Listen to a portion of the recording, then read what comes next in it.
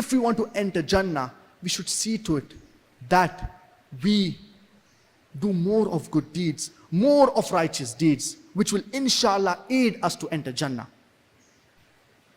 And in order to enter Jannah, there are minimum 4 criteria that are mentioned in the glorious Quran. And Allah subhanahu wa ta'ala mentions regarding this in Surah Al-Asr, chapter number 103, verse number 1 to 3.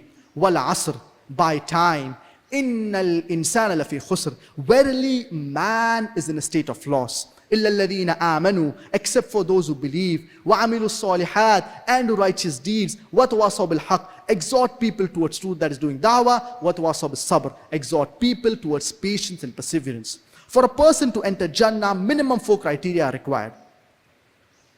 The first is iman, that is faith. The second is amalus salihat, that is righteous deeds. The third is wa tawasaw bil haqq, exhorting people towards truth, that is doing da'wah. And the fourth is wa tawasaw bis sabr, exhorting people towards patience and perseverance. If any one of these 4 criteria is missing under normal circumstances, a person will not enter Jannah. A person, he may offer salah 5 times a day, he may give zakah, he may have performed hajj, he may fast the month of Ramadan, but if he does not have iman, all of these deeds are useless. So the first and the most important thing is iman, belief, tawheed, that is the oneness of Allah subhanahu wa ta'ala. Allah subhanahu wa ta'ala says in the glorious Quran, in Surah An-Nisa, chapter number 4, verse number 48, and Surah An-Nisa, chapter number 4, verse number 116, Inna Allah la yaghfiru an yushraka bih, wa yaghfiru ma duna dhalika liman yasha. That if Allah pleases, He may forgive any sin, but the sin of shirk He will not forgive. The biggest sin in Islam is shirk, associating partners with Allah subhanahu wa ta'ala. And if a person dies in the state of disbelief, his abode, it will be hellfire. He will abide therein forever. We Muslims should never be overconfident that just because we are believers, we are guaranteed paradise. A person never knows. Before dying, he may commit kufr, that is disbelief, and he may die in the state of disbelief, and his abode, it will be hellfire.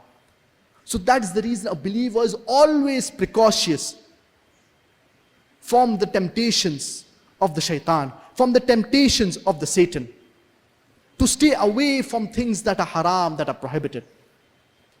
And as far as Tawheed is concerned, there are 3 categories of Tawheed.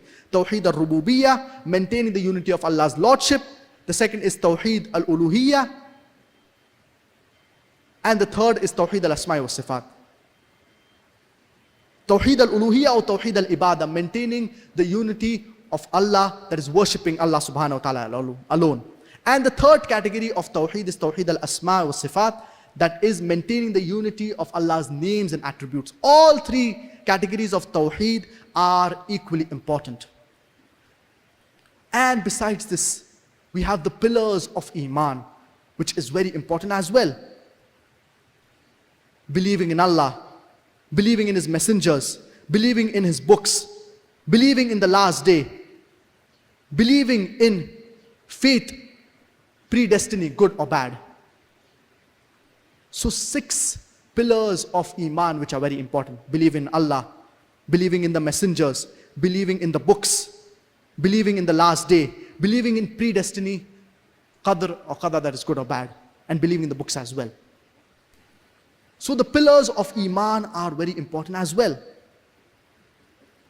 So the first and the foremost that is mentioned in the glorious Quran in Surah Al-Asr, chapter number 103, when Allah subhanahu wa ta'ala first talks about Iman, illa alladhina amanu, except for those who believe. And after that, Allah subhanahu wa ta'ala talks about amalus salihat, that is righteous deeds, good deeds.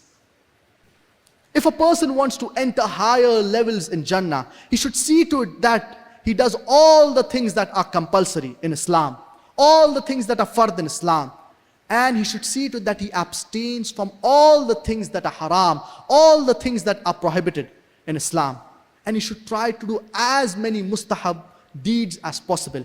Try to abstain from as many makruh deeds as possible. And if a person does so, inshallah, he will enter higher levels in Jannah. Inshallah, he will enter the highest level in Jannah.